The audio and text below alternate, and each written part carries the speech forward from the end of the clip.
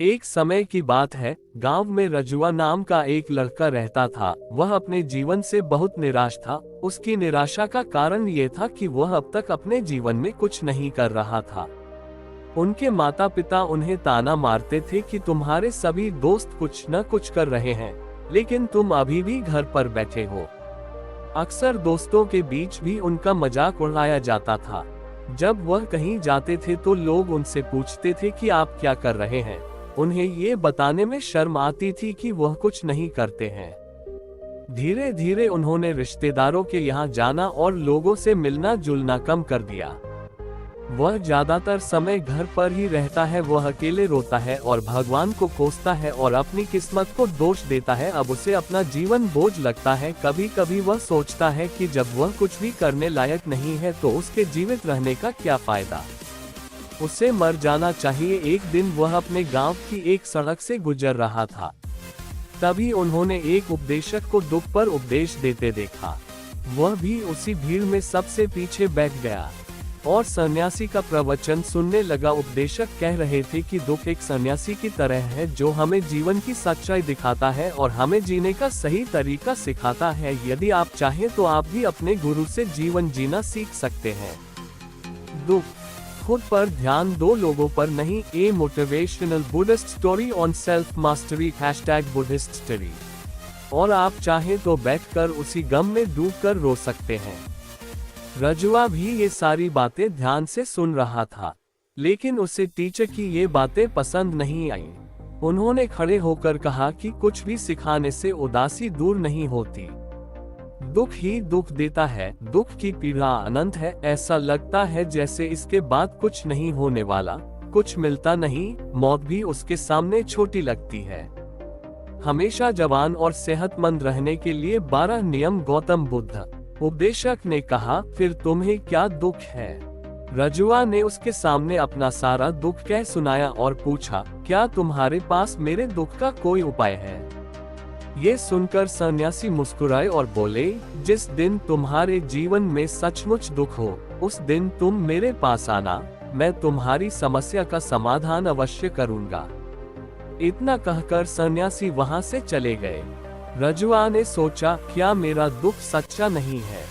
क्या मैं जिस दर्द से गुजर रहा हूँ वह नकली है? मेरा दुख कोई नहीं समझ सकता। जब माँ बाप नहीं समझेंगे तो सन्यासी क्या समझेंगे? अपने दुखों से परेशान होकर रजुआ ने निर्णय लिया कि अब वह कुछ करेगा। उसने एक छोटा सा व्यवसाय शुरू किया, लेकिन उसे सफलता नहीं मिल रही थी। लेकिन उसके परिवार वाले पूछते थे कि क्या वह कुछ प्रयास कर रहा है। वह अपने व्यवसाय में लगा रहा और धीरे धीरे उसे सफलता मिलने लगी। फिर उन्होंने रफ्तार पकड़ी और महज 3 साल के अंदर ही वह एक बड़े बिजनेसमैन बन गए। अब रजुआ के आसपास ऐसे कई लोग थे जो उसकी परवाह करते थे, जो उससे प्यार करते थे, उसके काम की प्रशंसा करते थे। अब तो उसके परिवार वाले भी उसकी तारीफ करते नहीं थकते थे। दिन ब दिन उसके दोस्तों की संख्या बढ़ती जा रही थी। अब वह अपने जीवन से बहुत खुश था। उसके कुछ दोस्तों ने उसे सलाह दी कि जब तुम एक बड़े व्यापारी बनकर इतने खुश हो तो सोचो, अगर तुम इस शहर और इस राज्य के सबसे बड़े व्यापारी बन जाओगे तो तुम्हें कितनी खुशी होगी। कितने लोग आपसे जुड़ना चाहेंगे, आपकी कितनी प्रसिद्धि है और स्वयं राजा भी आपसे मित्रता करना चाहेंगे। दोस्तों की यह बात रजुआ के दिमाग में घर कर गई। अब वह अधिक धन कमाने का प्रयास करने लगा, लेकिन उसे ये सब बहुत जल्दी चाहिए था। वह इन चीजों को पाने में अपना ज्यादा समय बर्बाद नहीं करना चाहता था। इसलिए उसने ऐसे काम करना शुरू कर दिया जो सही नहीं थे। उसने अपने दोस्तों से बड़ी मात्रा में पैसे उधार लेना शुरू कर दिया। अधिक मुनाफा कमाने के लालच में उसने अपने माल में मिलावट करना शुरू कर दिया। उसने अन्य व्यापारियों के खिलाफ भी साजिश रची और उन्हें डराया धमकाया। वह वैसा ही करता था जैसा उसके दोस्त कहते थे। वह इन तरीकों से अधिक पैसा कमा रहा था, लेकिन अब उसके जीवन में कोई शांति नहीं थी। उसके मन की शांति गायब हो गई थी और उसे रात को नींद नहीं आती थी। सुख की सभी चीजें होने के बाद भी उसे किसी भी चीज में खुशी नहीं मिल रही थी। एक दिन रजुआ अपनी गाड़ी से कहीं जा रहा था, तभी उसे रास्ते में उपदेशक का आश्रम दिखाई दिया। वह रुक गया और गुरु के पास गया और बोला, संत, आपने मुझसे कहा था कि जब मेरे जीवन में सच्चा दुख आए तो मेरे पास आना। अब मैं बहुत दुखी हूँ, मेरी रातों की नींद उड़ गई है, मुझे कहीं भी शांति नहीं मिलती। इस प्रकार रजुआ ने संत को अपनी सारी समस्या बताई। गुरु बोले, जब तुम मुझसे पहली बार मिले थे तब भी कुछ दुख में थे, तुमने क्या सीखा उस दर्द से? रजुआ ने कहा कि मैंने सीखा कि सिर्फ सोचने और चिंता करने से कुछ नहीं होता। अपनी सोच को साकार करने के लिए कार्रवाई करना जरूरी है और सिर्फ काम करने से कुछ नहीं होता। अपने काम को अंतिम चरण तक ले जाना भी जरूरी है। चाहे रास्ते में कितनी भी कठिनाइयां आए, मन कितना भी निराश हो, कितना भी लगे कि अब कुछ नहीं होने वाला, तभी यकीन मानिए कि मैं जो भी कर रहा हूँ उसमें जरूर सफल होऊंगा।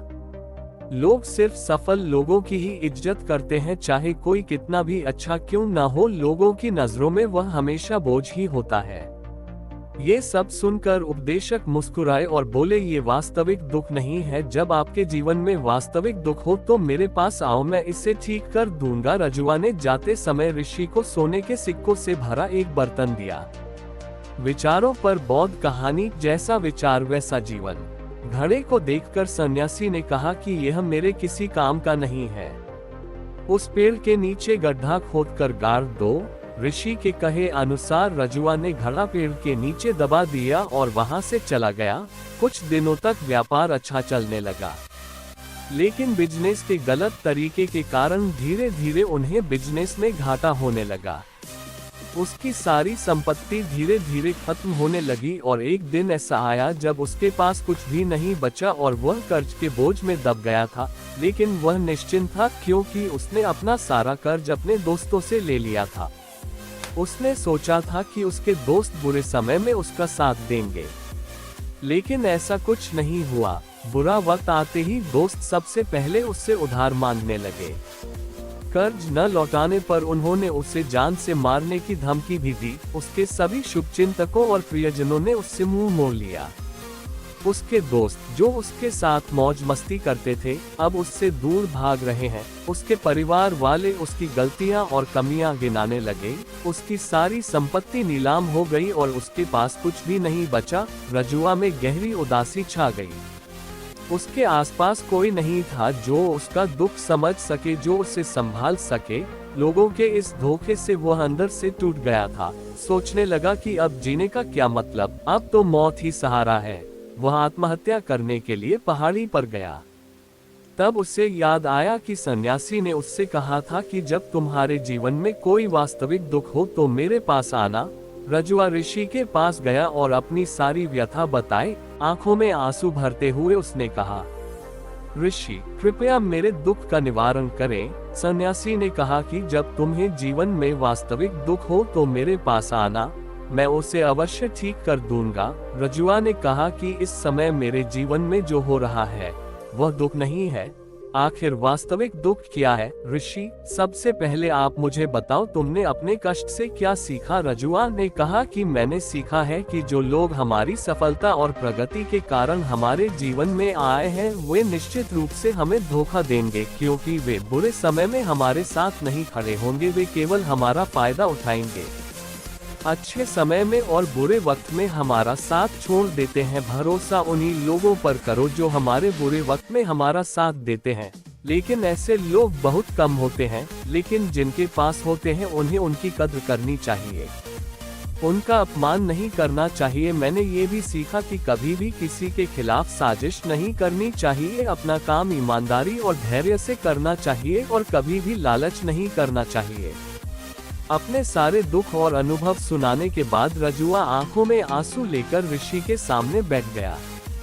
कुछ देर बाद साधु उठे और पेड़ के नीचे गड्ढा खोदकर घड़ा निकाल लिया, जो सोने के सिक्कों से भरा हुआ था। उसने उसे रजुआ को दे दिया और कहा कि जब तुम्हारे जीवन में वास्तविक दुख हो तो मेरे पास आना। रजुआ ने अपने सन्यासी को धन्यवाद दिया और उन्हें प्रणाम किया और चला गया। उसने उन पैसों से एक छोटा सा व्यवसाय शुरू किया। अब वह भी खुश है।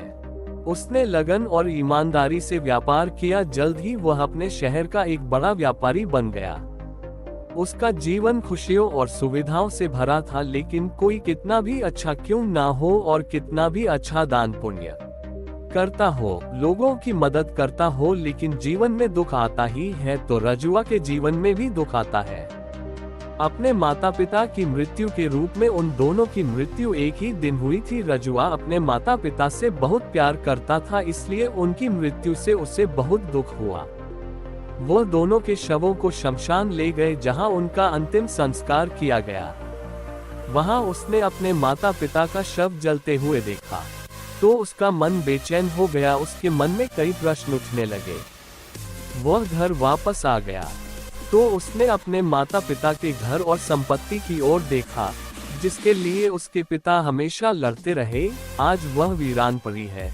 जिन्होंने इसकी देखभाल की, जिन्होंने इसके लिए संघर्ष किया, वे इस दुनिया से चले गए। उसके पिता ने जो भी कमाया वह सब यहीं छूट गया। एक दिन पहले तक उसके पिता अपनी संपत्ति के लिए किसी से भी लड़ते रहते थे। आज वह खुद इस दुनिया से चले गए। ऐसे कई विचारों का बवंडर उनके दिमाग में चल रहा था। वह अंदर से अकेला और डरा हुआ महसूस कर रहा था। उसे खालीपन महसूस हो रहा था। उसे लगा कि कुछ तो है जो वह समझ नहीं पा रहा है। इसलिए वह ऋषि के पास गया। उसे देखते ही ऋषि ने कहा कि क्या जीवन में कोई दुख है? रजुआ ने कहा, वैसे तो जीवन में कोई दुख नहीं है मालिक, सब खुश है, सब कुछ अच्छा चल रहा है, लेकिन आज मेरे माता पिता की मृत्यु हो गई है। मैं इस घटना से बेहद दुखी और परेशान हूँ। गुरु ने कहा, इसमें दुखी होने की क्या बात है? एक दिन सभी के प्रियजनों को मरना है।